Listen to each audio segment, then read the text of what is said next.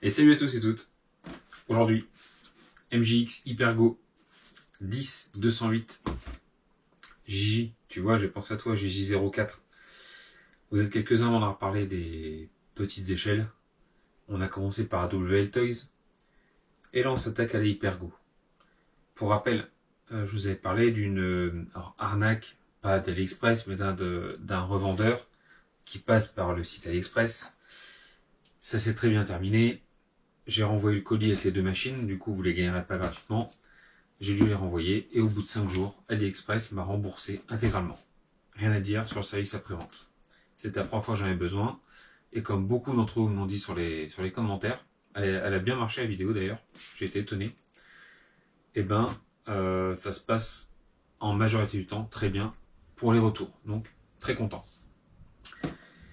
La Hypergo, donc là c'est une machine 1/14e. Vous le savez, moi je commence à m'amuser à partir d'un 10e, un 8e et au-dessus. J'ai fait un premier test avec lui, le petit Grom, un 18e. Je l'ai roulé une fois sur Pump Track et depuis, parce qu'il est en charbon celui-là, neuf c'est 144 €. Et depuis, je l'ai légué à mes filles, c'est elles qui s'amusent avec. C'est sympa, mais honnêtement, c'est pas vraiment ce que je préfère. Je m'éclate pas beaucoup avec ce type de machine. Mais j'ai voulu insister et tester les gammes juste au-dessus en gabarit. Donc la double taille, on en parlera dans une prochaine vidéo. Là actuellement, elle est démontée suite à mon petit pack sur Skatepark. Vous avez dû voir la vidéo il n'y a pas longtemps. Là, on s'attaque à lui. Qu'est-ce qu'on nous dit sur la boîte? C'est rapide, c'est succinct. Une transmission tout en métal, donc ça quand même c'est pas mal. Amortisseur, donc là on voit qu'il y a l'aluminium. Qu'est-ce qu'on a d'autre? Un ESC en 45 ampères en 2S. Fourni avec des LiPo hardcase, donc en boîte rigide. Donc les batteries ont des boîtes rigides en 2S. Un moteur brushless évidemment et la radio. Donc là, il est prêt à rouler, chargeur, etc. Allez, le voilà. J'ai déjà ouvert la boîte. La première vidéo n'a pas marché. Déjà la première chose. Alors attends, je vais vous sortir. Hop, je vous sors le contenu complet de la boîte. Tout est là. Première chose, la radio. Alors on va la comparer tout de suite à la radio de la WL Toys. Au niveau gabarit, c'est à peu près similaire. Et niveau ressenti qualitatif, c'est similaire également. C'est du low cost, mais comme sur la radio de la WL Toys, on a un trim des gaz, le trim de direction. Le trim de gaz, ça veut dire quoi? Ça veut dire que en tournant d'un côté, en gros, vous aurez un ralenti sur la machine, et en tournant de l'autre côté, vous aurez une marche arrière d'origine. Je vous montrerai une fois qu'on allumera la radio, la voiture. Comme sur la WL Toys. Le défaut que j'ai trouvé à la WL Toys, c'est qu'il y a un jeu à l'accélération, il y a un jeu de 5 mm avant qu'il se passe quelque chose sur la voiture.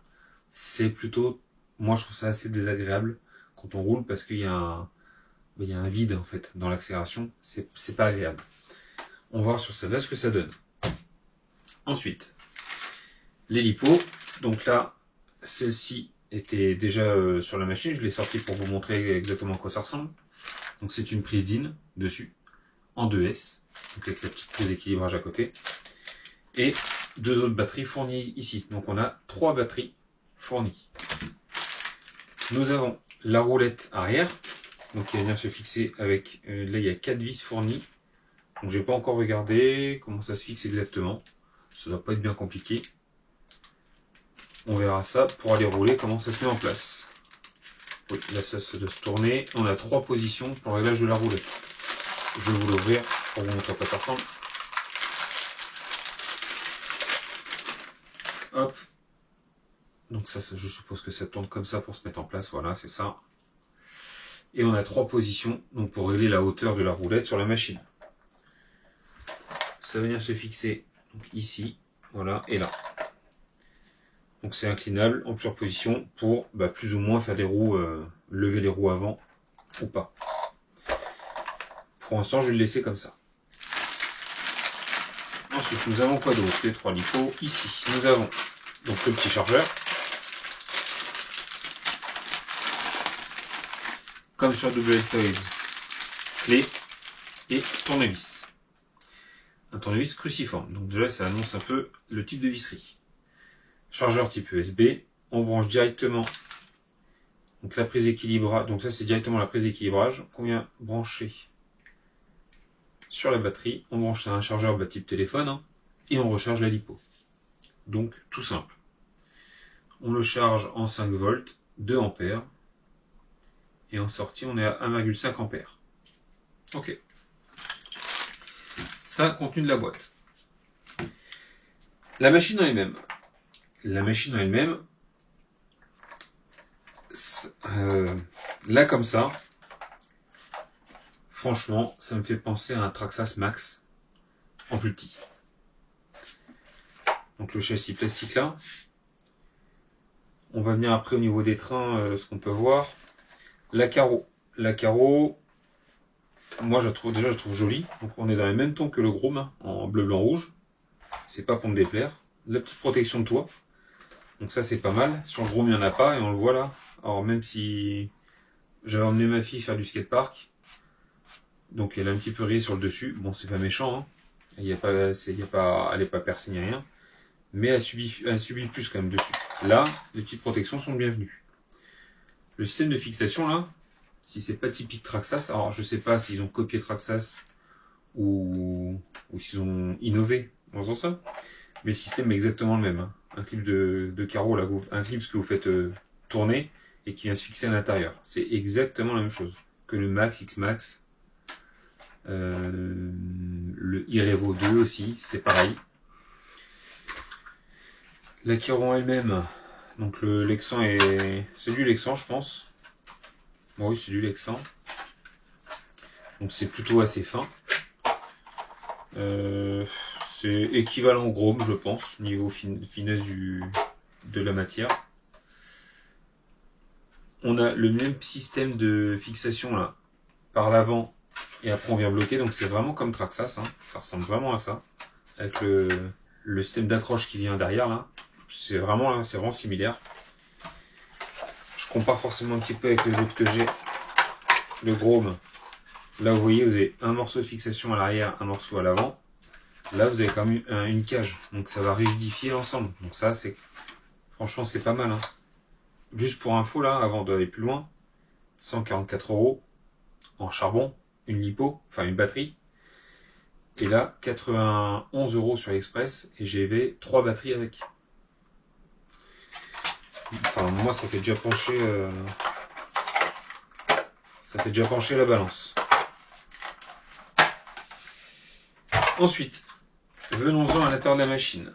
Alors, on a pare-choc avec un genre, on va appeler ça un bumper, donc des parties en plastique qui vont prendre la déformation quand il y a des chocs.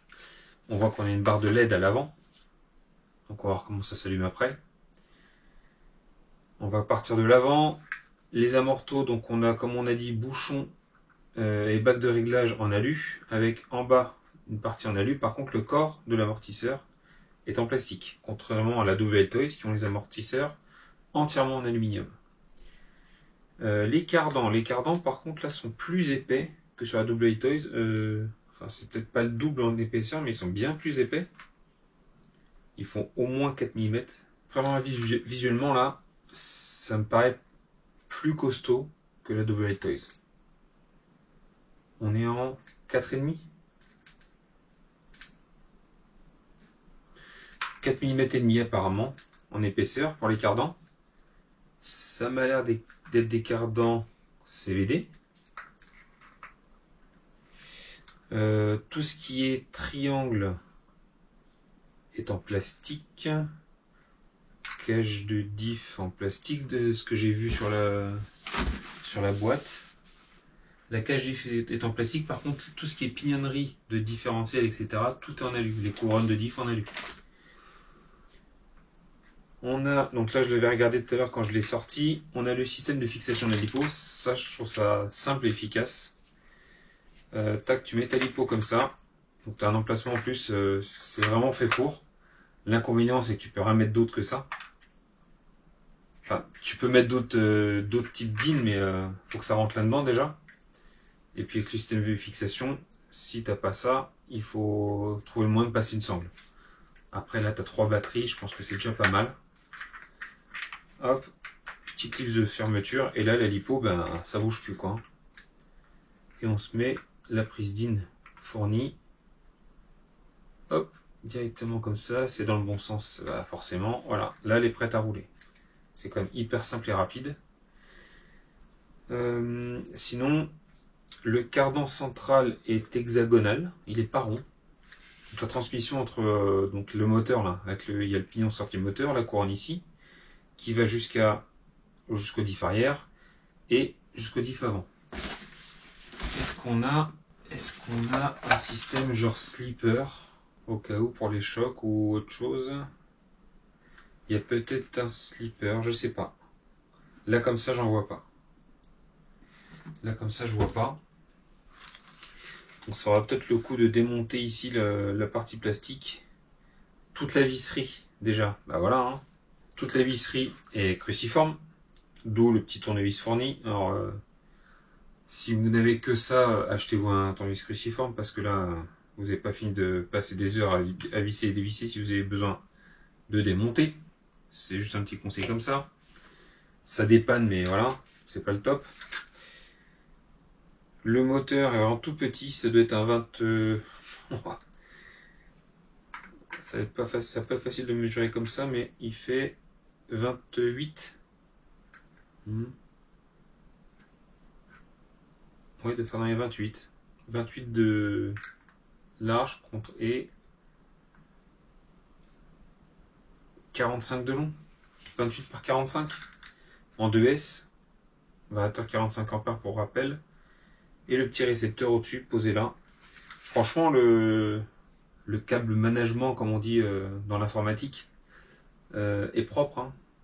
Tout est bien posé. Ça fait plutôt propre. La direction est full plastique. Alors, la direction elle-même est plastique. Il n'y a pas de sauve-cerveau par contre. Ah si, il y a le sauve-cerveau est sur la corne directement du cerveau où il y a un ressort. Donc c'est tout petit, c'est pas idiot.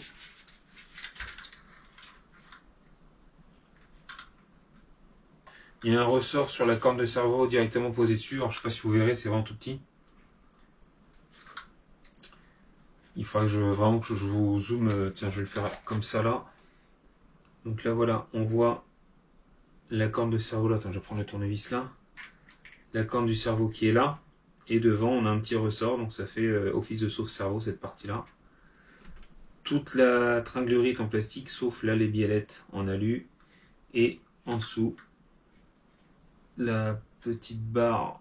Alors je connais pas exactement les termes encore. Je connais pas encore tous les termes, je vous avoue. Et là, cette barre-là en alu.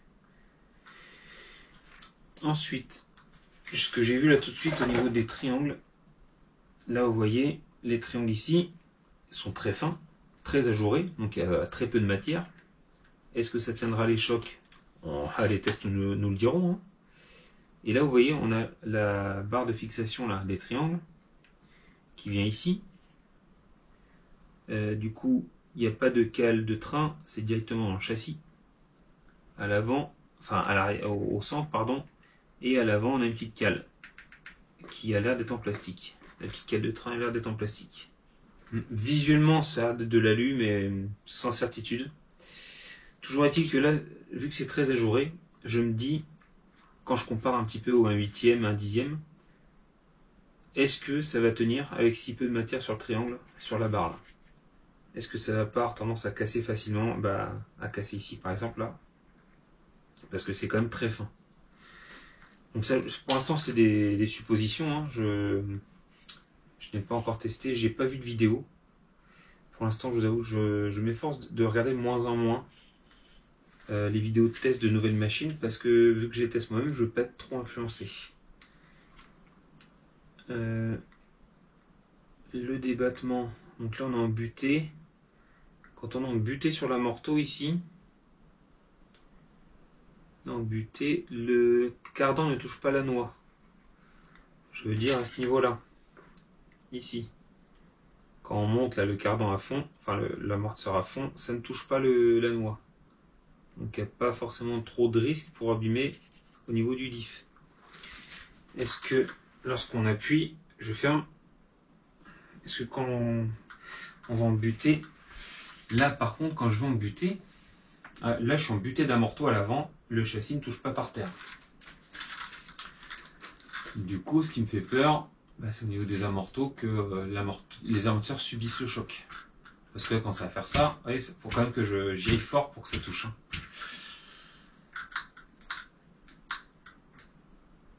Bah ouais, quand je le fais à l'arrière, il y a un craquement. Voilà, là je touche. Là c'est le même problème à l'arrière. Donc, est-ce que sur les sauts, on va pas casser? Par contre, ça m'a l'air hyper smooth, hyper souple sur les amortos. Je trouve ça beaucoup mieux que sur la WL Toys d'origine et sur le Grom. Alors lui, je l'ai raffermi un peu pour faire. J'ai mis des coupelles de calage des ressorts pour essayer de raffermir un peu. Mais lui, il y a beaucoup de rebonds. Vous voyez? Lui, il rebondit énormément. Lui, franchement, c'est pas mal. Et pour un 1/14e, par contre, la différence n'est pas si énorme que ça. Il fait 1 cm de plus de largeur. Ouais, 1,5 cm de plus en de largeur.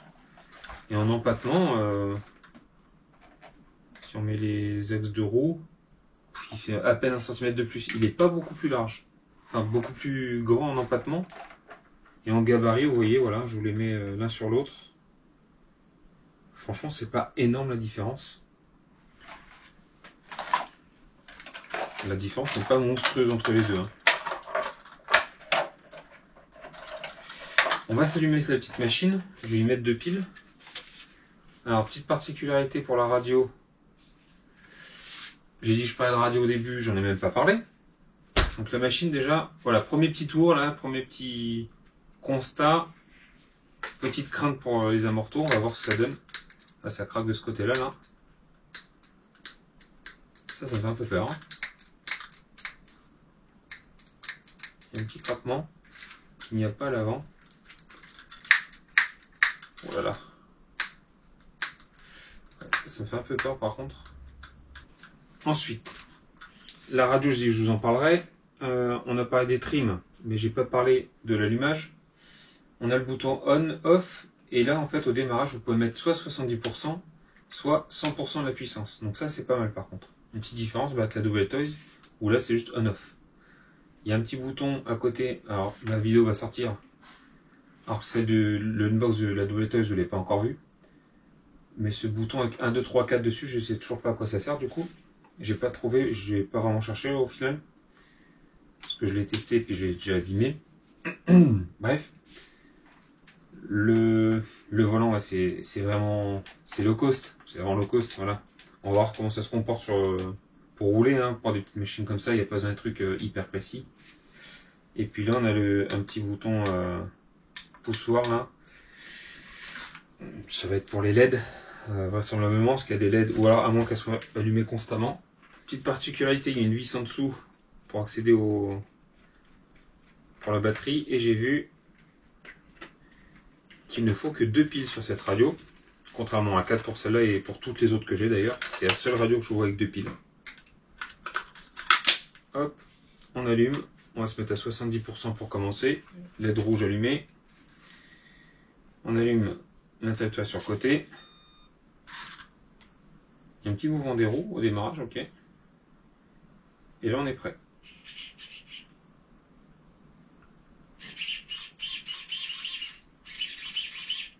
C'est plutôt très réactif.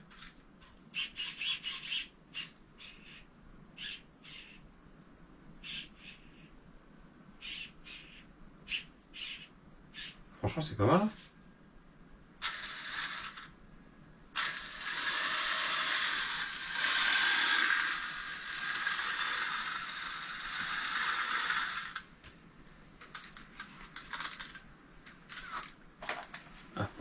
attention ventilo. Et la construction comparée au... Je reviens là-dessus là. Comparé au Grom. Vous voyez, les triangles sont directement pris. Il y a du plastique au milieu, il y a du plastique devant et derrière. Là, il n'y a que devant derrière et du coup, au milieu, il n'y a rien qui retient ici. Je pense que ça peut être un point de fragilité, ça, sur les triangles. On va voir l'utilisation. On verra ça. Sinon, la construction est assez similaire. Hein. On voit la barre d'Ackerman. Vous me direz si je dis n'importe quoi. Je me souviens plus du nom. Là, c'est pareil, hein, avec un trou ici au milieu et la tringlerie de direction, on va dire. Hein, la tringlerie de direction qui est là. La construction est assez similaire. Par contre, attention au ventilo, il n'a pas de protection dessus. Il est tenu par deux vis. Et là, alors il y a moins de jeu que sur la Double Toys. Il y a un petit jeu, mais ça va, c'est 2 mm ça. On va voir l'utilisation, ce que ça donne.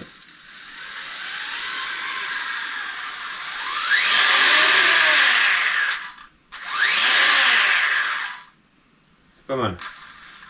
Alors le trim des gaz, je vais vous montrer à quoi ça sert. Si j'augmente, voilà, il y a un ralenti constant. Voilà. Le but, c'est que ça soit arrêté au neutre.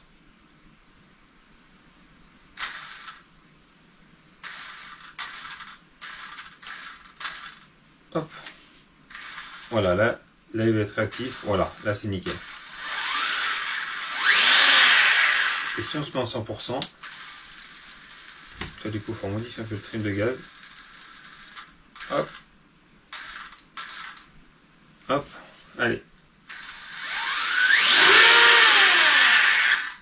Ça envoie en 100%, vache.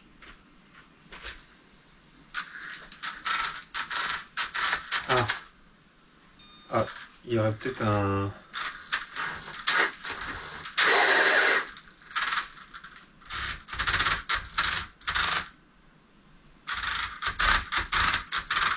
Il y a peut-être bien un slipper du coup là, pour le coup.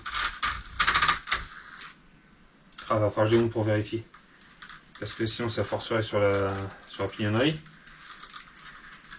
Le risque c'est que sur les sauts, s'il n'y a pas de slipper ou de protection pour la transmission, bah, je casse les dents, tout simplement. Si on lâche pas bien les gaz ou quoi, ça peut casser la transmission. Donc on ira tester ça et cet interrupteur. Ah, attends, faut que je remette ça un peu mieux là. Le trim de gaz, hop. Ah ok, ouais, donc c'est bien ça. Voilà. Ça éclaire vraiment bien. Ouais, dans la tronche, laisse tomber. Ça éclaire pas mal. On pourra rouler de nuit. Non, c'est pas mal, franchement. Esthétiquement, c'est joli. Hein. Le pare-choc vient légèrement en avant, du coup, ça va amortir un peu les chocs devant là. On va avoir la roulette derrière qui va venir ici. Avec le bon gros pare-choc là. Avec les bumpers. C'est le même système que sur le Grom. Pour amortir les chocs. Non, ça devrait être sympa. Ça devrait être sympa. Il a une bonne petite bouille en plus. Le premier test que j'ai fait avec la Double Toys, c'était au skatepark. Honnêtement, c'était pas une grande idée pour une Double Toys de tester. Enfin, en plus, ce modèle-là, il est pas du tout fait pour. C'est un petit short course, un desert buggy, ce qu'on appelle. J'aurais dû le tester sur du tout-terrain. Mais bon. J'avais que celle-là pour le skatepark de prête. Et du coup, voilà, j'ai pris ça. Bref. Et celui-là, par contre, on dirait qu'il y a de la mousse dans les pneus, contrairement au Grom où c'est de l'air, hein, comme Grom, Gorgon, c'est de l'air. Là, il y a l'air derrière de la mousse. Donc attention à l'eau, si vous roulez dans l'eau. Voilà ce qu'on pouvait en dire. Je vais arrêter là pour la vidéo. Le prochain test, la prochaine fois que vous la verrez, ça sera très certainement soit skatepark à côté de chez moi, là, soit celui que j'avais testé avec Mika pour la Double Toys. Et puis on verra comment elle s'en sort celle-ci. Sur ce, je vais vous souhaiter à tous et toutes un très bon dimanche, de très bons roulages. Profitez bien en famille. Et comme d'habitude, bisous, caresses. Salut!